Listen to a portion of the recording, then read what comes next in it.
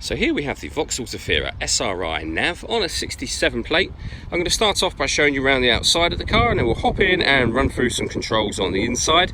But from the outside you can see it's a 5-door car with alloy wheels and tinted windows. Let's start off inside the boot and then work our way around the rest of the car from there. As we approach the boot, you can see that we have reversing sensors, plenty of boot space as well. At the moment the car is in its 5-seat configuration. Let me show you what it's like with the 2 rear ones folded out. So this is the amount of boot space you have as a 7-seater. Okay, so we're just going to work our way back round to the front of the car and then we'll hop in and run through some controls on the inside. But now that we've done a full circle of it, you can see that it's in fantastic condition the whole way round. Just briefly before we climb in, I think it's well worth seeing the interior from this exterior point of view. You get full leather seats. There's plenty to run through on the dashboard, so let's hop in and we'll do that right now.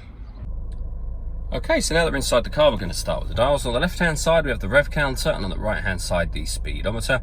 In the middle, you can see the total miles for this car, which is 16,763.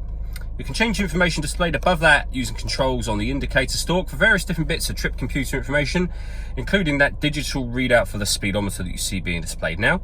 And then above that, we have the fuel gauge and coolant temperature gauge.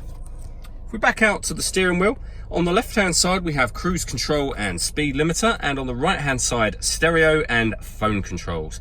The phone controls, of course, can only be used after such time as you've paired the phone up, and that is done over here by hitting the phone icon and then search device at the top. This car's also got satellite navigation. There's a full video showing how this works on both our website and on our Facebook page. It's well worth checking those out if you have the time to. To get back to the home screen, there's a button just there, give that a push.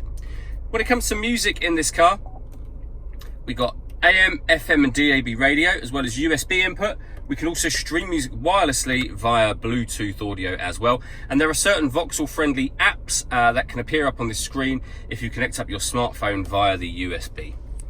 Working our way down, we have the air conditioning. So we can select the temperature, the fan speed, the direction you'd like the air to be distributed in, and then hit that button to turn the air conditioning on or off. It's on at the moment, so off, back on again. You can recirculate the air that's in the car by hitting this button. That's a great way of heating it up or cooling it down quickly depending on the temperature that you've set over here.